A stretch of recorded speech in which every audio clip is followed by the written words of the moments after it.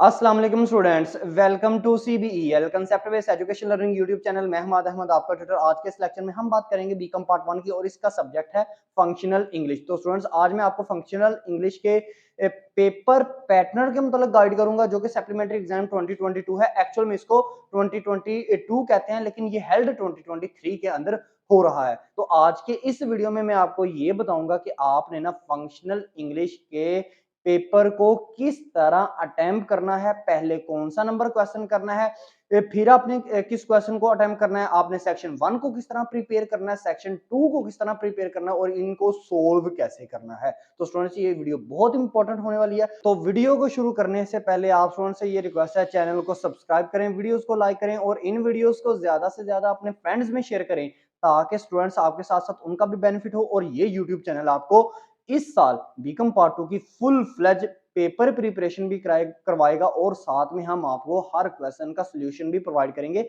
हर एक सब्जेक्ट का।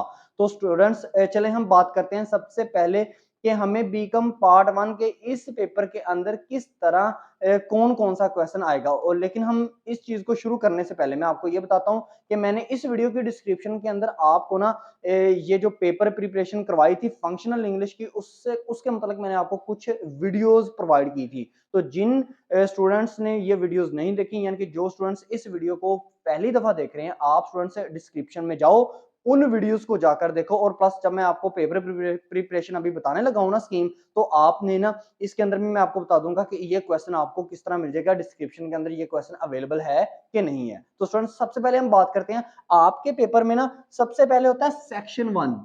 सेक्शन 1 देखिए स्टूडेंट्स ये सेक्शन 1 ना क्या होता है, इसके अंदर ना 5 क्वेश्चन होते हैं। टोटल टोटल कितने क्वेश्चन है?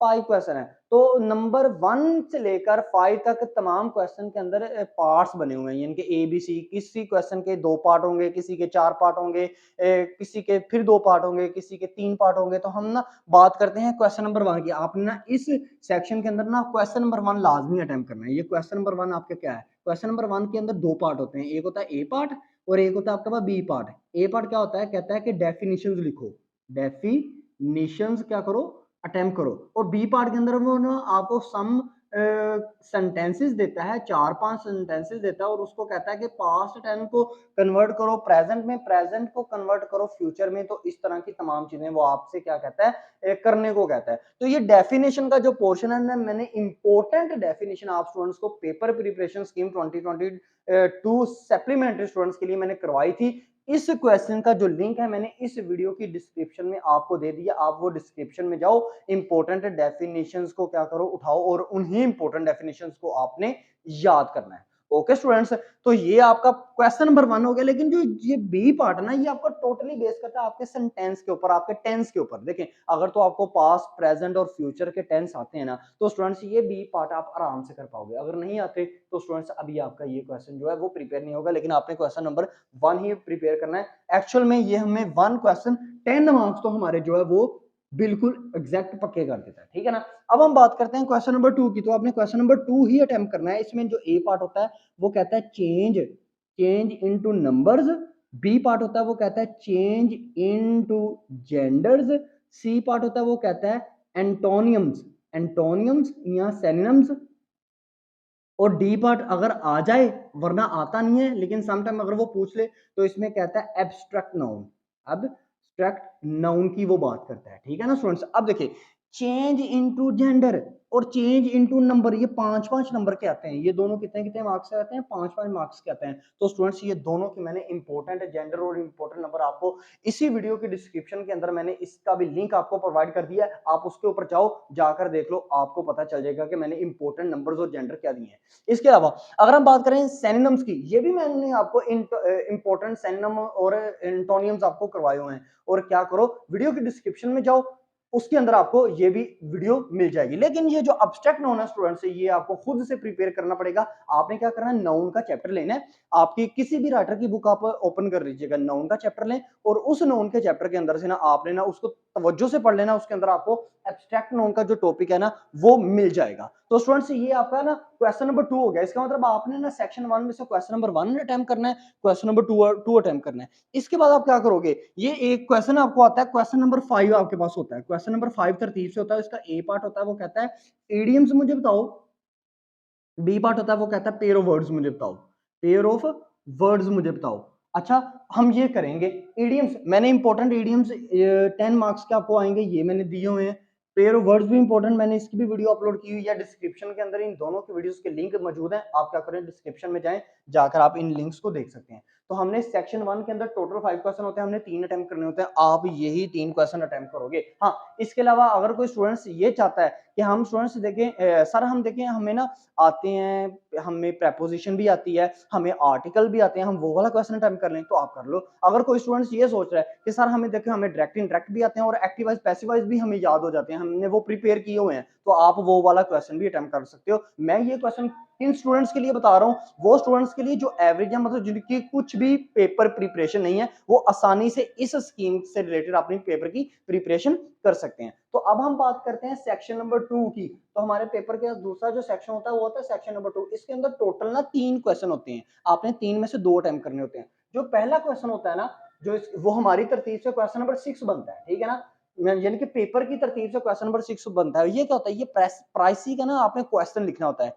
आपको 2 क्वेश्चन मिलते हैं, चाहे आप जिस मर्जी राइटर की बुक ओपन कर लो, चाहे इमरान हाशमी राइटर की ले लो, चाहे किसी भी राइटर की आप बुक को यूज करते हैं वो बुक उठाएं।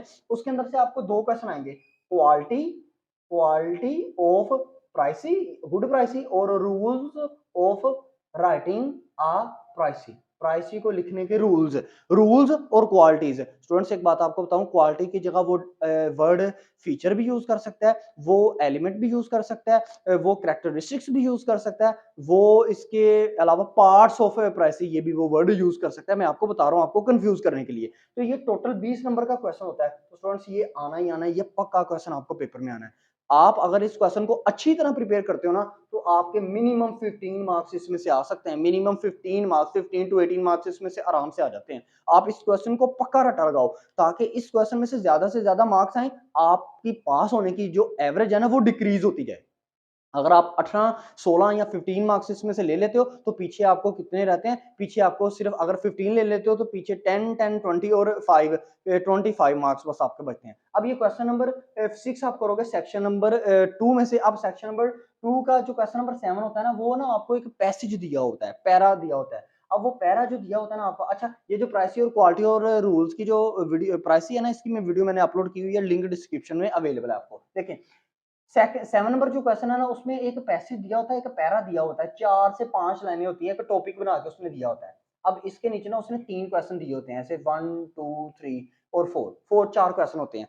पहले 3 क्वेश्चन के ना जो आंसर होते हैं ना स्टूडेंट्स, ये बिल्कुल इस पैरे के अंदर मौजूद होते हैं। जैसे आप ना बचपन में ना एक सलीस उर्दू किया करते होगे, तो वो उर्दू का पैरा होता होगा, उसके नीचे क्वेश्चन होते हैं, और वो क्वेश्चन के जो आंसर होते हैं वो उसी पैरे के अंदर मौजूद होते हैं। ये बिल्कुल वही चीज है, ठीक है ना। तो इसके जो क्वेश्चन के जो आंसर है इस पैरे के अंदर है, ये ना तीनों क्वेश्चन जो है ये 3-3 मार्क्स के होते हैं, यानी कि 9 मार्क्स यहाँ से हमारे इजीली आ सकते हैं। हम सिर्फ हमने गौर करना है, इस पैरे को अच्छी तरह पढ़ना है, अच्छी तरह पढ़ के हम 9 मार्क्स गेन कर सकते हो। अब मुझे एक बात बताएं स्टूडेंट्स, अभी इस चीज को यहाँ पे होल्ड कीजिएगा। यहाँ पे ना क्वेश्चन नंबर 1 आपको आता है 8, वो क्या होता है, वो होता है आपका ऐसे, लास्ट क्वेश्चन आपका होता है ऐसे। अब क्वेश्चन नंबर 7 और क्वेश्चन नंबर 8, इन दोनों में से एक ऑप्शन है और लिखा होता है, इन दोनों के दरमियान में क्या लिखा होता है, और। अच्छा, इन दोनों क्वेश्चन के अंदर आपको ऑप्शन है या ऐसे कर लो या ये पैसेज कर लो। अब फर्ज करो आपको एक ऐसे आ जाता है वर्ल्ड टूर, ये ऐसे आ जाता है, इस तरह आपको 4 ऐसे आएंगे, वर्ल्ड टूर या कंप्यूटर या इस तरह के 4 क्वेश्चन ऐसे आपको आएंगे। अब फर्ज करो स्टूडेंट्स, अगर आप ऐसे को अटेम्प्ट करते हो, तो ऐसे के अंदर क्या आप कह सकते हो कि मुझे इंग्लिश नहीं आती, तो मैं ऐसे के अंदर मिनिमम 9 मार्क्स ले सकता हूं आराम से? कभी भी नहीं ले सकते आप, क्योंकि अगर आपकी इंग्लिश नहीं ना अच्छी, आप कंप्यूटर में से कभी 9 मार्क्स, ऐसे में से कभी 9 मार्क्स नहीं ले सकते। आपको मिनिमम 4-5 मार्क्स बस वो देगा।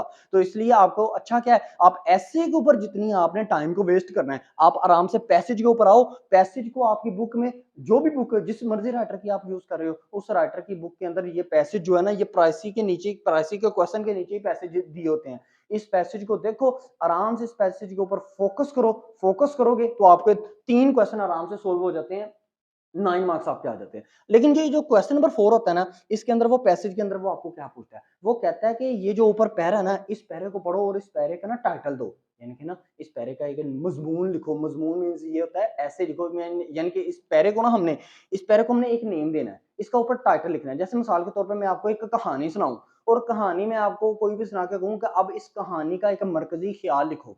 इसका इसका इस कहानी को अगर मैंने पेज के ऊपर उतारना है ना, तो इसका एक टाइटल, इसका नेम क्या होना चाहिए? अब वो कहानी मैंने कंप्यूटर के बारे में आपको सुनाई थी। अब आप क्या नेम दोगे उसका? कंप्यूटर। आप कहोगे सर आपने हमें जो कहानी सुनाई है वो कंप्यूटर की है। तो इसी तरह ये जो पैरा आपको जिस टॉपिक के बारे में आपसे डिस्कस डिस्कस कर रहा होगा ना, जिस टॉपिक के बारे में इस पैरे के अंदर उसने बताया होगा पेपर वाले में, आपने क्या करना है? आपने क्वेश्चन नंबर 4 को क्या लिखना है? नीचे लिखना है। आपने लिखना है क्वेश्चन नंबर 4, टाइटल की हेडिंग देनी है और लिख देना है कंप्यूटर। फॉर एग्जांपल कंप्यूटर का था ना, तो आपने कंप्यूटर की हेडिंग दे दी। ओके स्टूडेंट्स, अब इसके बाद ना इसके अंदर ये जो पैरे की 4-5 लाइनें, जितनी भी लाइनें पेपर वाले ने दी है ना, इन 4-5 लाइनों को मॉडिफाइड करके लिख दो। मॉडिफाइड का मतलब होता है चेंजिंग करके लिख दो। चेंजिंग का मतलब इसके अंदर ना छोटे-छोटे से जो वर्ड है ना, उनको सब्स्टिट्यूट कर दो। जैसे इंक्रीज है तो इंक्रीज की जगह वर्ड इंप्रूव डाल दो। जैसे अगर कोई वर्ड सक्सेस है तो सक्सेस की जगह सक्सेसफुल डाल दो। अगर कोई स्टूडेंट्स कहता है नहीं सर मुझे नहीं इस तरह, मतलब मेरी इंग्लिश इतनी वीक है कि मेरे से नहीं ये होता कि वर्ड को चेंज करके सब्स्टिट्यूट करके लिखूं, जैसे सलीस उर्दू में भी हम यही किया करते थे। अंडरलाइन वर्ड को किया करते थे, उनके अल्फाज के मायने लिखा करते थे और वो मायने जो है ना, वो हम अल्फाज के सब्स्टिट्यूट दूसरे अल्फाज यूज किया करते थे सलीस उर्दू के अंदर। ठीक है ना, आपने ये चीजें देखी भी होंगी। अच्छा, अगर कोई स्टूडेंट्स कहता है सर हमें नहीं वो चीज आती, तो आप क्या करो, इस पैरे के अंदर जितनी भी क्वेश्चन पेपर के अंदर 4 से 5 लाइनें ना, उस 4 से 5 लाइनें को यहाँ पे नीचे लिख दो।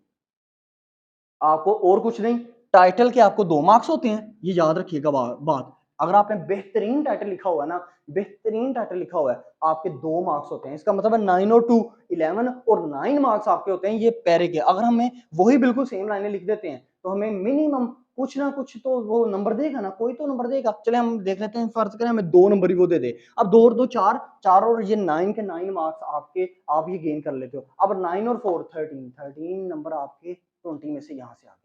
ठीक है स्टूडेंट्स, तो इसका मतलब क्या हुआ, आपने ऐसे को नहीं करना, आपने प्राइसी के पैसेज को करना है। और मैंने इंपॉर्टेंट पैसेज भी आपको बताए हुए हैं, ये भी वीडियो डिस्क्रिप्शन के अंदर अवेलेबल है। आप जाएं, लिंक पे जाएं, क्लिक करें, आपको तमाम वीडियोस मिल जाएंगी। तो स्टूडेंट्स, ये है आपका पेपर पैटर्न, सोल्व करने का तरीका भी मैंने आपको बता दिया। अब लास्ट में आपको ये बताने लगा हूं, आपने पेपर में सबसे पहले किस क्वेश्चन को करना है और किस क्वेश्चन को एंड पे करना है। याद रखिएगा स्टूडेंट्स, कभी भी पेपर के अंदर अगर आपको सेक्शन 1 बिल्कुल कंप्लीट आता है तो सेक्शन 1 को शुरू कर लें। लेकिन पेपर के अंदर आपको पता है कि आपको प्राइसी की क्वालिटीज और रूलिंग दोनों में से एक क्वेश्चन लाजमी आना है, तो सबसे पहले ये क्वेश्चन आपने अटेम्प्ट करना है। नंबर 2 के ऊपर प्राइसी के पैसेज को नहीं छेड़ना, ठीक है ना, क्योंकि इसके ऊपर टाइम लगेगा। नंबर 2 पे आपने जो क्वेश्चन करना है ना, वो आप डेफिनेशंस अटेम्प्ट कर लो। नंबर 3 के ऊपर आप नंबर और जेंडर के क्वेश्चन को अटेम्प्ट करो। नंबर 4 के ऊपर आप पेयर ऑफ वर्ड्स और इडियम के क्वेश्चन को अटेम्प्ट करो। और एंड पे जाके आपने ये पैसेज को छेड़ना, ताकि आपके पास आधा घंटा, हाफ आवर हो या आपके पास 45 मिनट हो, तो आपने आराम से इस पैसेज के ऊपर फोकस करना है, क्वेश्चन के आंसर अंदर से ढूंढने हैं और लिख देने हैं। ये है स्टूडेंट्स आपके पेपर को सोल्व करने का तरीका। आई होप सो आपको ये वीडियो अच्छी लगी होगी। वीडियो अच्छी लगी तो लाइक कीजिएगा, चैनल को जरूर सब्सक्राइब करना है, क्योंकि इस चैनल के थ्रू आपको आपके लेवल तक जाके एजुकेशन प्रोवाइड की जा रही है। अब तक के लिए इतना ही, अपना ख्याल रखें, अपने इस यूट्यूब चैनल का भी। अल्लाह हाफिज।